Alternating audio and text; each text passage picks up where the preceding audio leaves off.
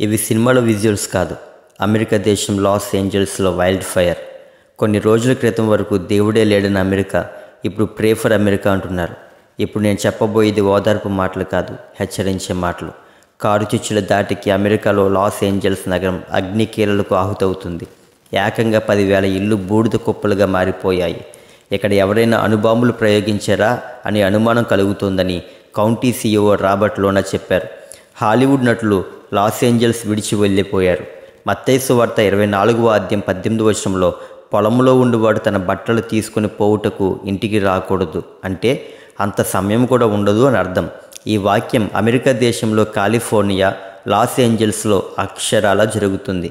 ఆ వాక్యం యొక్క నెరవేర్పు అనడం లేదు. దానికి ముందు దేవుడు చూపిస్తున్న జస్ట్ ట్రైల్ అంతే.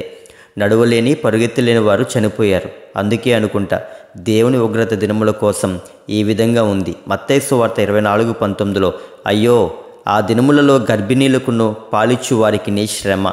మృతుల సంఖ్య శుక్రవారం నాటికి 10కి చేరుకుంది. ఈ సంఖ్య మరింత పెరిగే ప్రమాదం కనిపిస్తుంది. కేవలం పసిఫిక్ పాలిసేడ్స్ ప్రాంతంలోనే 5,000 నివాసాల ధ్వంసమయ్యాయి. లాస్ ఏంజల్స్ చరిత్రలో ఈ స్థాయిలో కారుచిచ్చు రగలడం ఇదే మొదటిసారి. అమెరికా కోసం ఎవరు మాట్లాడినా పాపం పెరిగిపోయింది అని అంటున్నారు. అసలు పాపం పెరగడానికి ఈ వైల్డ్ ఫైర్కి సంబంధం ఏముంది? సంబంధం ఉంది. ఒకప్పుడు బైబిల్ పట్టుకొని సువార్త చెప్పిన దేశం, బైబిల్తో ప్రమాణపూర్వకంగా మాట్లాడే దేశం తర్వాత దేవుడే లేడు అనే స్థితికి దిగజారింది. అంత మాత్రమే కాదు, దేవుడు లేడు కాబట్టి పాపం చేసినా ఏమీ కాదు అని చెప్పడం ప్రారంభించింది. అన్న, అక్క, చెల్లి, అమ్మ అనే వరుసలు లేకుండా ప్రవర్తించి ఘోరమైన పాపను చేస్తుంది. దరిదాపుగా ప్రపంచవ్యాప్తంగా ఉన్న కార్న్ వీడియోస్లో 90% అమెరికా నుండి రిలీజ్ అవుతున్నాయి అంటే ఎంత ఆశ్చర్యం! అంత మాత్రమే కాదు, దేవుని మీద డైరెక్ట్గా దైవదూషణ చేసేవారిగా అమెరికా మార్చబడింది. ఇది ప్రకృతి ప్రకోపం కాదు, దేవుని ఉగ్రత. దేవుడు ఎప్పుడూ ప్రకృతిని ఉపయోగించుకుని ఆయన ఉగ్రతను బయలుపరుస్తూ ఉంటారు. ఇది అమెరికా మీద నాకున్న వ్యక్తిగత కోపం కాదు, కానీ దేవుని ఉగ్రత ఈ ప్రపంచం మీదకి త్వరలో రాబోతుంది. దానికి ఇవన్నీ సూచనలు. అమెరికా రక్షించబడాలని, అమెరికా సేవ్ చేయబడాలని నేను ప్రార్థన చేస్తాను. కానీ ప్రతి ఒక్కరూ తెలుసుకోవాల్సింది, దేవుడు ఈ భూమిని నాశనం చేయడానికి అగ్నిని దాచి ఉంచాడు అని బైబిల్ చెబుతుంది. కార్చిచ్చు కారణంగా $150 బిలియన్ అంటే దరిదాపుగా 13 లక్షల కోట్ల మేర ఆస్తి నష్టం వాటిల్లినట్లు ఓ ప్రైవేట్ సంస్థ అంచనా వేసింది. ప్రభుత్వ అధికారిక గణాంకాలు ఇంకా బహిర్గతం కాలేదు. 12 లక్షల కోట్లు అంటే సాధారణమైన విషయమా?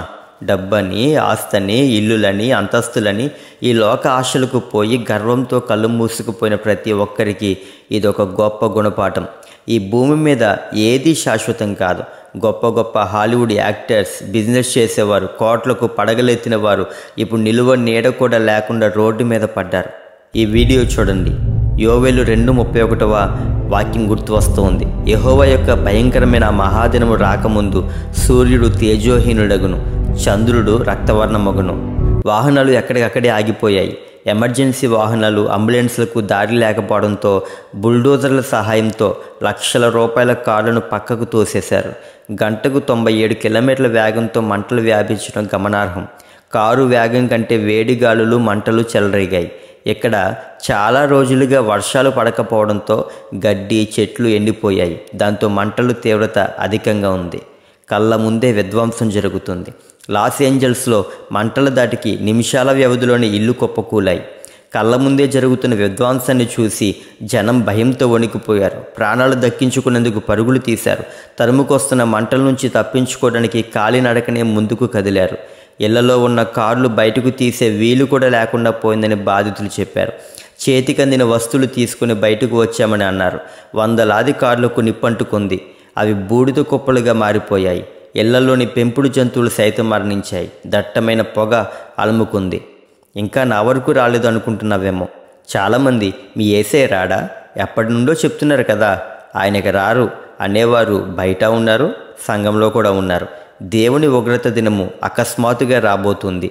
ఆ రోజు తట్టుకునే ధైర్యం బలహీనమైన మానవ గుండెకు లేదని వాక్యం చెబుతూ ఉంది.